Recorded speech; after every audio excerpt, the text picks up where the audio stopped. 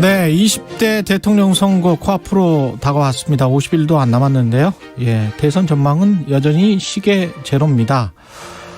갈피를 잡지 못하고 있는 유권자들도 꽤 많고요. 대선 후보들이 중요하게 생각하는 것, 비전 이런 것들도 확실치 않은 것 같습니다. 2022 대선 특별기획 인터뷰 정치노장 윤여준 전 장관님 모시고 대선 D-49일 대선 전국 진단하고 대통령 후보들이 갖춰야 할 자질, 덕목 무엇인지 고민해보는 시간 마련했습니다. 안녕하십니까, 장관님? 안녕하세요. 예. 새해 복 많이 받으시고요. 네, 감사합니다. 오랜만에 보셨습니다. 예. 어떻게 지내셨어요, 그동안에? 뭐 이제 그럭저럭 잘 놀고 지냈습니다. 각 캠프에서 다 전화가 많이 왔을 것 같은데요. 그렇게 생각하세요? 예. 사실은 정반대죠. 아, 그래요? 제가 무슨 선거 전문가도 아니고. 네? 한때는 직접 또 선거 기획도 그때는 하시고. 뭐 워낙 사람이 없었으니까 제가 예. 했던 거고요. 예. 저는 그런 쪽에 소질이 별로 없습니다. 예.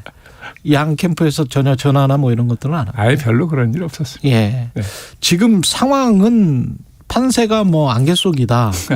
뭐 이렇게 보통 말하는데 어떻게 보십니까? 뭐 다들 혼전이라고 얘기하시대요. 예. 예.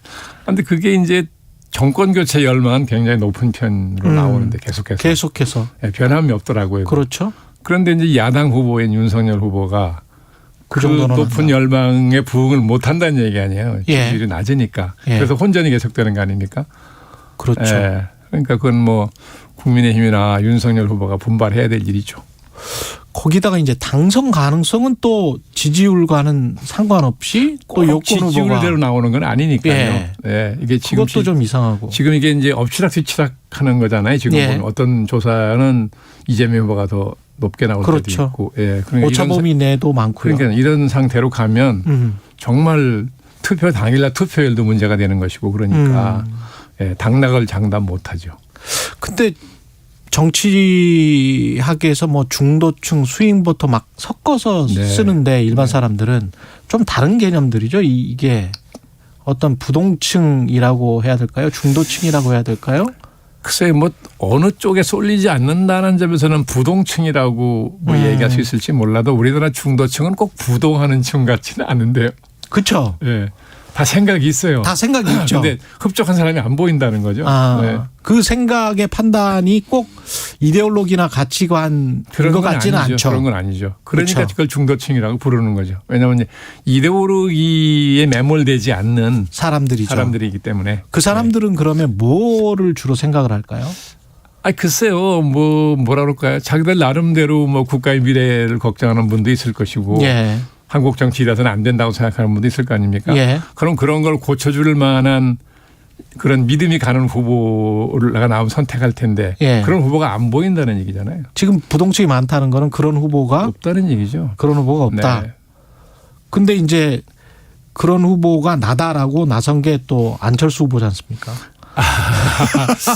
근데 그분은 이분이 몇 번째 출마죠? 예. 아니 본인은 실제로는 뭐 별로 출마 안 했다. 그 전에 중간에 사퇴를 했으니까. 중간에 뭐 양보도 하고 사퇴도 하고 뭐 단일화해서 뭐 지기도 하고 출마했다가 물러난 거잖아요. 예. 네. 글쎄요. 중도라는 게 이것도 저것도 아닌 게 중도인가요? 저는 그렇게 생각을 안 하는데 예. 모르겠습니다. 저는 뭐 그분을 조금 다른 게 이재명 후보나 윤석열 후보에 비해서는 저는 약간 겪어본 경험이 있죠. 잠깐 단기간이지만 가서 같이 일해본 일이 그러면 있으니까. 안철수 후보부터 먼저 좀 평가를 해 주세요. 아예 평가 안 하겠어요. 평가 안 하신다고요? 예. 평가하고 싶지 않아서요. 평가하고 싶지 않다. 너무 부정적입니까 그러면? 아니 뭐 반드시 그런 뜻은 반드시 아니고요. 그런 뜻은 아니고. 네. 예. 특별히 평가할 게 없다는 얘기죠. 특별히 평가할 게 없다. 무풀이 악플보다 더 안 좋은 거 아시죠? 그런 저희가 있는 건 아닙니다. 그런 저희가 있는 건 아니고. 그러면 이재명 후보나 윤석열 후보는 겪어보지는 않았지만 네. 객관적으로 매체나 뭐 이런 것을 통해서 봤을 때 어떻습니까? 그 두 분요? 예, 각각. 우선 제가 잠깐 다른 말씀 드려볼게요. 예. 최근에 예. 오늘 중앙 일간지가 예. 우리나라 그 주역의 대가이신 김석진 옹을 인터뷰한 기사를 예. 실었어요. 예. 양이 제법 많던데요. 그 기사의 큰 제목이 올해 군자를 뽑을 건가 소인을 뽑을 건가예요. 제목이 인터뷰 기사 제목이 예. 예. 요즘에는 그런 표현 잘 안 쓰죠. 그렇죠. 저희 어렸을 때는 그런 표현을 많이 썼어요. 예. 오래간만에 그걸 보니까 반갑기도 하고 이걸 딱 보는 순간 무슨 생각이 나냐 하면 옛날 중국의 송나라 때 나온 책이 자치통감이라는 책이 있습니다. 예. 그 자치통감에 이 군자와 소인을 그 분류한 기준이 있어요. 그게 뭐냐면 우선 이제 성인이 먼저 나오는데요. 성인. 덕과 재주를 다 같이 갖춘 사람을 성인이라고 한다. 예. 덕이 재주보다 많은 사람을 군자라고 하고 재주가 덕보다 많은 사람은 소인이라고 한다. 그러니까 재주도 없고 덕도 없는 사람을 우인, 어리석으로 짜 우인이라고 한다. 이렇게 이런 분류 기준이 있어요. 근데 그 생각이 탁 나는 거예요. 그렇듯한데요. 예. 예. 그러고서 가만히 유력 후보 세 분을 성인은 빼고 예. 예, 성인은 빼고 이제 군자, 소인, 우인 예. 이 세 카테고리에 유력 후보 세 분을 넣어보니까 재밌더라고요. 한번 해보십시오. 시간이 있으실 때. 저도 대충 나오네요. 보니까 그렇죠. 덕과 재주. 예. 그래서 덕이 재주보다 높은 사람이 군자라는 거잖아요. 아니 재주가 덕보다 높은 예. 사람이 소인이죠. 덕이 재주보다 높아야 군자지. 그렇죠. 그러니까 네, 덕이 재주보다 높은 사람이 군자. 네. 그러니까 덕이 가장 중요하다는 네, 거죠. 네. 그럼 뭐 자치통감에 이제 분류고요. 예. 저는 예. 제가 보기에는 이재명 후보는 효율성을 중시하는 나머지 민주적인 과정과 절차를 생략하고 싶어할 가능성이 있다. 저는 그 점은 상당히 위험할 수 있다고 보는 거예요. 예. 예, 그렇죠? 민주적 과정과 절차를 반드시 거쳐야 되는 것인데 때로는 어떤 측면에서 그런 이게 민주적 점을 절차와 과정을 거치려면 이게 복잡하지요. 예. 찬성 반대가 있죠. 국회에서 막 하고 토론하고 토결하고 해야 돼. 예. 근데 대통령 된 입장에서는 하루가 급하다고요.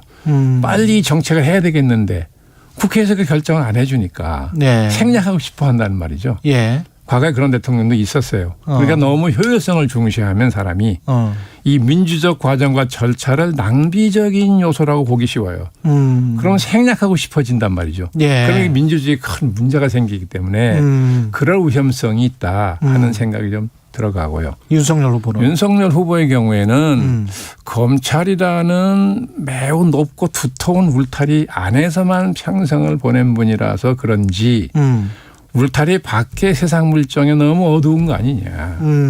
예, 그렇다면 국정의 최고 책임자로서는 이게 상당히 어려울 수 있다. 세상 물정을 몰라가지고 세상 물정을 모른다. 나라를 제대로 다스리기가 어렵잖아요. 예. 그런 위험성이 있어 보여요. 제가 보기에는. 예. 그러니까 피상적인 관찰이긴 합니다. 모르는 예. 분들이니까 잘. 안철수 후보의 경우에는 아까는 제가 굳이 말씀을 안 드렸는데 이게 조심스럽지만 제가 겪어본 요즘에는 제가 몇 년 동안 만나본 일이 없으니까 예. 많이 변했을 수 있죠. 그러니까 제 보는 견해가 틀렸을 수 있습니다. 그래서 전절에 말씀을 드리면 이미지와 실체 간의 거리가 많은 분이다. 이미지와 실체 간에? 저는 과거에 그렇게 느꼈었어요. 뭐 함축적으로 표현하면 그렇습니다. 그러니까 이미지는 좋아서 도와주셨는데 실체는 또 저만이 아니라 예. 새정치 요즘엔 새정치를 얘기 안 하대 이제. 예. 예. 과거는 늘 새정치를 표방했잖아요. 예. 그래서 늘 한때는 새정치 상징적 존재였어요. 그랬죠. 이미지가 그랬잖아요. 그랬죠. 예. 근데 실체는 아니었다는 거죠. 예. 그 거리가 멀었다고 저는 느꼈기 때문에 요즘에는 뭐 지금은 모르겠지만 만나본 일이 없으니까 어떻게 변했는지 그건 모르겠고 제가 과거에 겪어봤을 때 경험으로는 그렇더라는 겁니다. 장관님 그 저서가 대통령의 자격인데 네. 이거 그 연세대학교 김호규 교수도 지난번에 한번 인용을 하셨어요. 그 과분한 칭찬을 하셨어요. 저도 봤는데. 보셨구나. 지나치게 그 높이 평가하신 거라서 저는 민망해서 혼났습니다. 그래요? 네. 방송을 봐주셔서 고맙습니다. 그때 이제 근데 저도 이게 되게 좋았거든요. 네. 그렇습니까? 예, 이 저서에 나와 있는 후보들이 가져야 할 기초 소양이 민주적 가치의 내면화, 네. 투철한 공인의식, 네. 이게 맞는 것 같아요. 이게 지금 그 대통령이 되려면 민주적 가치의 내면화와 공적인 것과 사적인 것을 어떻게든 잘 구별하는 그런 사람. 네. 제가 왜 그런 예. 생각을 하게 됐냐 하면 민주화 이후에 지금 문재인 대통령 6번의 대통령이잖아요. 근데 이제 그동안에 김영삼 전 대통령이죠. 김대중 전 대통령. 예. 그 두 분은 우리나라 민주화 운동의 상징적인 존재이셨잖아요. 그러셨죠. 네, 그분들이 예. 막상 대통령 취임하고 나서는 제왕적 대통령이라는 평가를 받았어요. 김 대통령, 김영삼 선수 직접 공보석으로 2년, 3년 가까이 모시기도 했었잖아요. 그랬죠. 그러니까 제가 그 의문이 안 풀려가지고 이 어째서 그럴까? 민주화에 목숨을 걸고 그죠 투쟁을 하신 분들이라 상징적 존재인데 왜 막상 대통령이 돼서는 제왕적이라는 평가를 받느냐? 예. 그래서 제가 생각한 게 그거예요. 아 이분들이 그 민주주의라는 것을 제도로만 인식했던 것 같다. 맞아요. 예. 제도로는 우리나라 헌법이나 이런 거의 완벽한 민주주의예요. 예. 근데 그 제도를 운영하는 문화가 민주적이 돼야 되는데 이분들이 태어나서 성장하고 교육받고 활동한 시기가 민주주의하고는 전혀 인연이 없는 시절을 살아온 분들이잖아요. 예. 그러니까 자기들도 모르게 예. 민주주의를 위해서 목숨을 걸고 투쟁했지만 막상 민주적 가치를 내면화할 기회는 없었던 것 같다고 저는 본 거죠. 그래서 제왕적 대통령이라는 평가를 받았다는 거죠. 예. 예. 그래서 아 이게 절대로 정말 예, 불변의 중요한 가치다라고 생각을 했던 거고요. 투철한 공인의식이라는 것은 이게 그게 없으면 권력의 사유의식이 생겨요. 예. 예. 그래서 서양에도 그 가산주의라는 표현이 있어요. 영어로 패트리모니얼리즘이라고 예. 그러는데 가산주의라는 게 뭐냐면 권력을 내가 물려받은 유산처럼 생각한다는 그렇죠. 거죠. 이게 예. 사유의식이죠. 예. 그래서 자식에게도 물려주기도 하고. 사유의식이 예. 생기면 권력을 남용하게 된다. 내 그렇죠. 거니까. 예. 권력을 남용하면 모든 폐단이 생기죠. 부정부패 생기고 정실 인사 생기고 그렇죠. 예. 그런데 그 권력의 사유의식을 안 가져야 되니까 투철한 공인의식이 있어야 되는데 그럼 투철한 공인의식을 가지려면 뭐가 있어야 되느냐? 공공성이라는 가치를 알아야 돼요. 그렇습니다. 예, 국가라는 공동체는 예. 공공성이라는 가치로 뭉쳐진 제도가 뭉쳐진 거라고 표현할 정도로 국가라는 공동체는 공공성이 없이는 안 되는 거니까. 예. 예. 공공성이라는 게 뭡니까? 국민 전체를 위한 거잖아요. 매일 그거를 안 하면 항상 권력의 사유의식. 우리가 역대 대통령들이 거의 예외가 없어요. 근데 지금도 네. 지금의 정치인들이나 지금의 정치 문화도 굉장히 그 선수 위주, 나이 위주, 네. 그다음에 어떤 라인 누구로부터 정치를 시작했느냐. 그렇죠. 뭐 이런 문화가 아주 강하지 않습니까? 그럼요. 예. 예. 그래서 한국 정치가 이 모양이거든요. 예. 예. 전혀 시대는 굉장히 빠른 속도로 바뀌어가는데 한국 어떤 줄을 잡았느냐 뭐 이런 예. 게 굉장히 한국 정치는 중요하더라고요. 안 바뀌잖아요. 아직도. 예. 그래서 늘 양당 구조, 양당의 카르텔 구조, 그렇죠. 이걸 뭐 적대적 공생관계라고까지 얘기하잖아요. 예. 계속 내려와서 지금 정치가 이렇게 혼란스럽고 나라가 이렇게 시끄러운 거 아닙니까? 그래서 저는 이준석 대표가 국민의힘 대표로 등장했을 때 굉장히 큰 기대를 걸었던 거죠. 아 이제는 예, 이 적대적 공생관계, 양 카르텔 구조가 이제 깨지기 시작한다는 신호로 저는 받아들였죠. 그런데 예, 금방 이루어지진 않겠으나 예. 이제 이게 출발이다. 그걸 굉장히 저는 좋은 조짐으로 받아들였어요. 물론 그 이후에 이준석 대표의 행태가 꼭 기대에 부응하는 건 아니나 그래도 기성 정치인하고는 많이 다르잖아요. 그러니까 합리적 보수, 합리적 진보가 언제든지 손잡을 수 있는 그런 정치가 중요한데. 곧 오겠죠, 이제. 예. 네, 금방은 안 될 겁니다. 예. 근데 어떻게 보면 그렇게 너무 그 심각한 갈등으로만 치닫고 비전이나 뭐 이런 것들은 뭐 서로 공유를 못 하니까 그래서 이번 대선도 뭐 소확행이네, 뭐 심쿵 공약이네, 뭐 세대 어떤 특정 세대를 겨냥하는 무슨 공약이네, 뭐 이런 것들이 나오는 그렇죠. 거 아닙니까? 그러니까 이게 이제 당장 표를 얻겠다는 생각에 마음이 급하니까. 그렇죠. 예. 급하니까 어떻게 하면 표를 얻나. 하려면 가장 직접적인 이해관계를 건드려야 된다는 생각할 거 아니겠습니까? 그렇죠. 그러니까 뭐 계층별로 성별에 따라서 예. 또 세대에 따라서 이렇게 막 어필하는 호소력이 있는 그런 공약을 막 개발해서 하는 거잖아요. 선거에는 그것도 물론 필요하죠. 근데 지금 이 시대를 보면 그렇죠? 예. 근데 디지털 혁명이 인류 문명을 바꾼다고 한참 떠들다가 코로나까지 와버렸어요. 예. 그래서 이제 뉴 노멀이 온다 그러잖아요. 예. 완전 새 시대가 온다는 거죠. 예. 그럼 뉴 노멀은 바꿔 말하면 뉴 스탠다드, 새로운 기준이 지배하는 시대가 온다는 뜻이에요. 그래서 나라마다 지금 그거 준비하느라고 예? 소리 없이 준비하느라고 좀 굉장히 분주하다고 제가 그렇죠. 듣고 있거든요. 그렇습니다. 네. 실제로. 예. 예. 근데 지금 이 시대를 첫 번째 맞이할 준비할 대통령이 이번에 당선된 대통령일 겁니다. 그런데 정치는 그 이 양반들이 던지는 정책 의제를 보면 전부 강론 부분에만 가 있어요. 없어요. 네. 예. 그래서 제가 볼 적에는 이번 대통령은 딱 세 가지를 국민에게 보여줘야 된다. 어떤 거요? 뭐냐? 예. 방향이에요. 이런 시대적인 상황 속에서 대한민국이라는 국가는 어느 방향으로 가야 되느냐. 예. 대통령이 되면 그걸 제시해 줘야 될 거 아니겠어요. 제시해야 할 세 가지. 그렇죠. 예. 우선 방향입니다. 방향. 국가가 지향해 나가야 될 방향. 예. 그러면 이런 방향으로 가야 된다고 국민이 동의하면 그렇죠. 국정을 그리 이끌고 가려면 많은 준비가 있어야 되죠. 예. 많은 제도도 바꿔야 되고 서로 만들어야 되고 문화도 바꿔야 되고 그렇지 않습니까? 예. 그러려면 대통령이 되는 사람이 예. 아, 저런 새로운 국가의 방향을 준비할 만한 자질과 능력이 있다. 예? 하는 신뢰를 국민한테 받아야 돼요. 예. 그래야 국민이 찍어줄 것이고 그렇지 그렇죠. 않습니까? 예. 예. 국민이 힘을 모아줄 거 아니겠습니까? 그 신뢰를 얻어야 되고 맨 끝에는 희망이에요. 그러니까 국가에 나갈 방향, 신뢰, 이룩할 수 있는 신뢰를 바탕으로 국민에게 미래에 대한 희망을 줘야 됩니다. 예.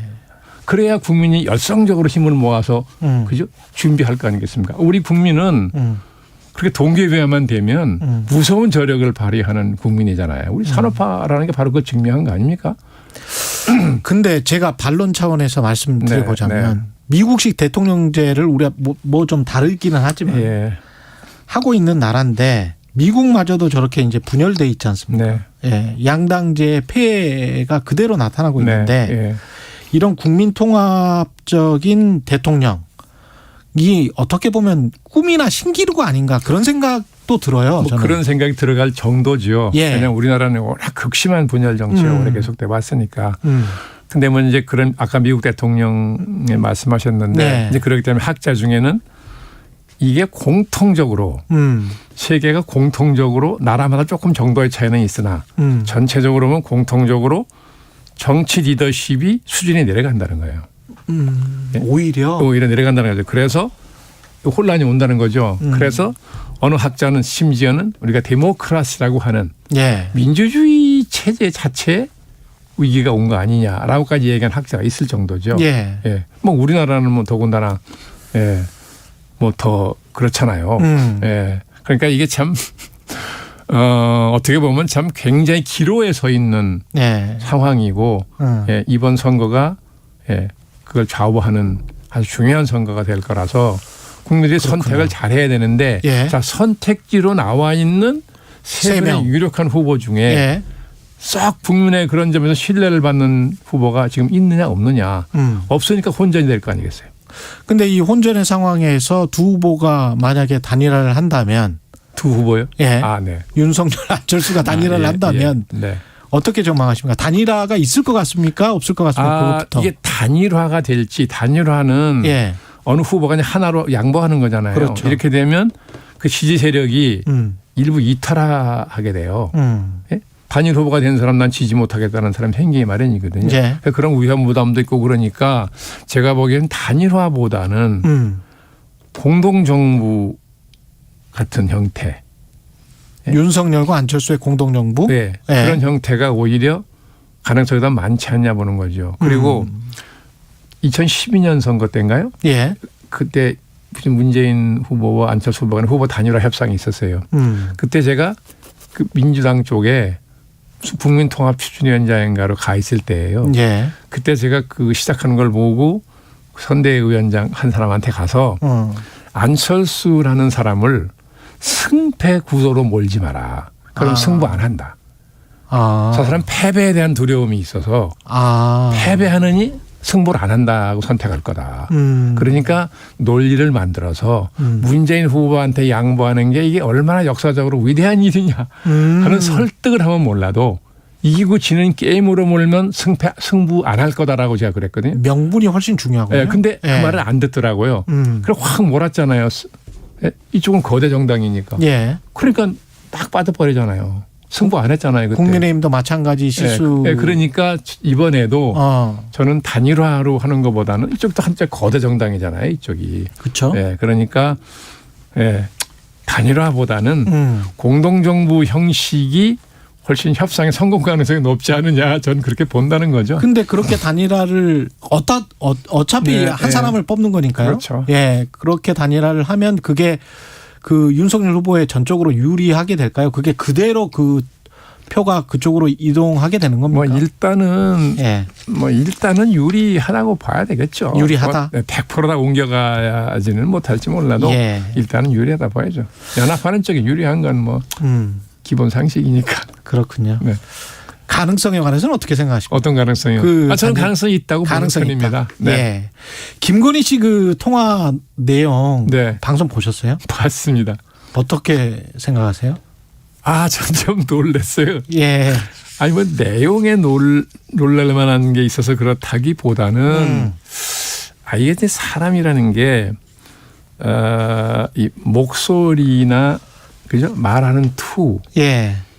그 사람의 또 교양이 배어 있는 거잖아요. 그렇죠. 그래서 언어라는 게 중요하다는 거거든요. 그렇습니다. 뭐 언어 철학자 말에 의하면 언어의 구조는 존재의 구조와 같다는 건데. 언어의 한계가 존재의 한계고요. 그럼요. 그런 관점에서 보면 저는 좀 놀랐어요. 너무 예상 밖이라. 말투와 목소리가 그렇게 대학교 교수도 했다는 분인데 저는 정말 좀 충격을 받았습니다. 그런 자세히 말씀은 안 드리겠습니다. 말투나 이런 것들이 충격적이었다.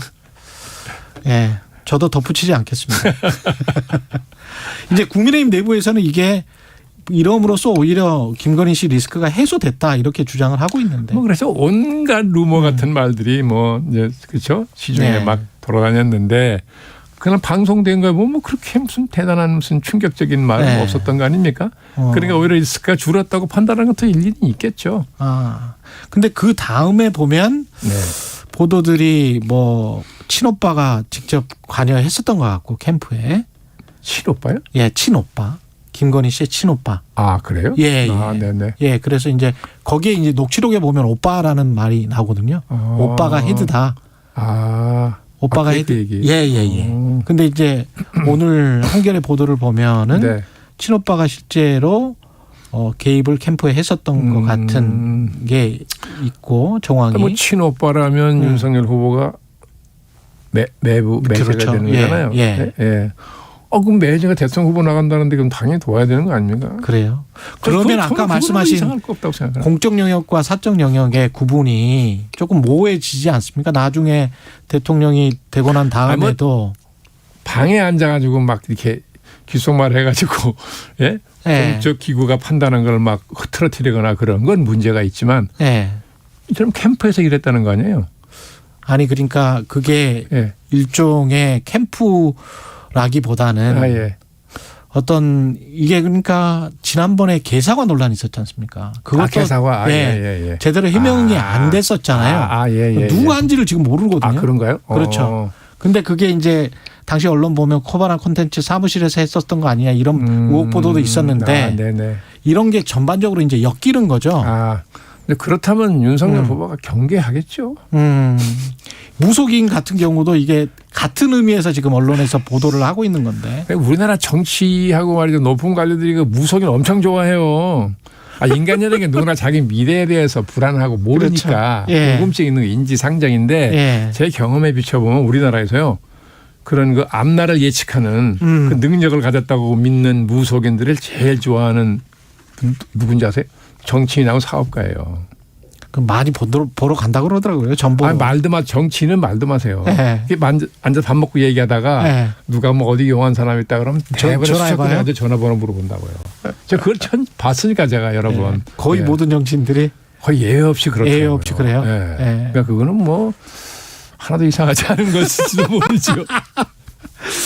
이재명 국민의힘이 이것에 관한 김건희 7시간 통화 녹취록에 관한 어떤 보복성인지는 모르겠습니다만 네. 그 한 변호사가 뭐 국민의힘 그 검증 특위에 있더라고요. 예, 이 변호사분도. 네. 그래서 이재명 후보의 형수 욕설을 틀었어요, 국회에서.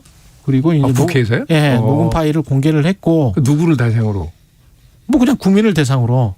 그래요? 예. 그리고 물론 이제 뭐 사실 뭐 들으신 분들도 많을 것 같은데. 들으신 분이 있더라고요. 예. 저는 옛날에 다 들었었고. 그렇습니까? 과거에 다 들었었고요. 네. 예. 저는 들어보았다는 분들의 말만 들은 일이 있어요. 그렇군요. 네. 예, 이게 공개가 된 다음에 어제 제 딸도 들었더라고요. 그러니까 이제 일반 회사원도 들은 거니까 뭐 들은 사람들이 꽤 많을 것 같은데. 네.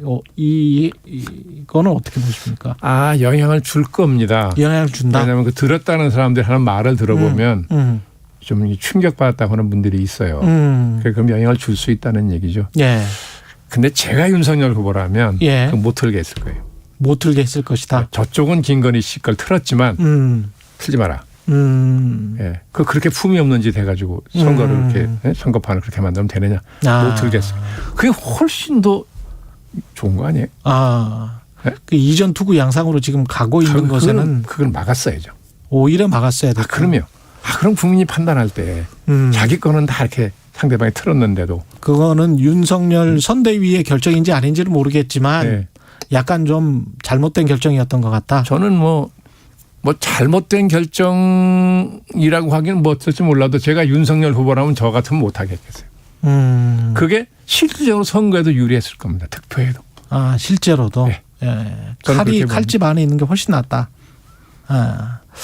양자 TV 토론 지금 시작하기로 했는데. 네네. 토론이 어떤 지금 아까 우리가 모두에서 이야기했던 부동층에 영향을 줄까요? 어떻게 보십니까? 많이 줄 거예요. 저는 많이 줄 거라고 봅니다. 후보들은 어떤 방식으로 대응을 해야 될까요? 과거의 예를 보더라도 그 TV 토론을 보고 마음을 결정했다든가 바꿨다는 사람이 꽤 있었거든요. 그렇죠. 전 이번에도 이렇게 지금 막상막하잖아요. 그렇죠. 특별히 누가 우위를 못 차지하고 있는 상황이니까 저는 TV 토론을 보고 결정했다는 사람이 꽤 있다고 보는 거거든요. 그래서 후보들이 어떻게 해야 된다고 보세요? 그걸 뭐 어떻게 해야 된다고 한마디로 말씀드릴 수는 없지만 그 지금까지 그 윤석열 후보나 이재명 후보가 이렇게 텔레비전 나와서 많은 얘기를 했잖아요. 한 걸 보면 이재명 후보는 거의 자료를 안 보고 얘기를 하더라고요. 기억하시죠? 저도 인터뷰를 해봐서 그걸 보면 이렇게 주요한 현안에 대해서 자기 생각이 정리되어 있다는 뜻이에요. 안 보고 얘기한다는 것은. 그렇죠. 그리고 논리가 간명하고 제법 설득력이 있더라고요. 그런 반면에 윤석열 후보는 전부 보고 읽어야 되는, 고개를 쳐들었다 했다 읽어야 되는 상황이에요. 그렇기 때문에 이게 TV 토론이 벌어지면 아마도 이재명 후보는 상당히 준비된 후보같이 보이는데 그런 면에서는 윤석열 후보는 상당히 토론 자체가 힘들게 되지 않을까 그런 예상은 돼요. 오늘 말씀 잘 들었고요. 2022 대선 특별기획 인터뷰였습니다. 윤여준 전 장관. 잠시 후 8시 반부터 일부 지역국에서는 해당 지역 방송을 보내드립니다. 인생에서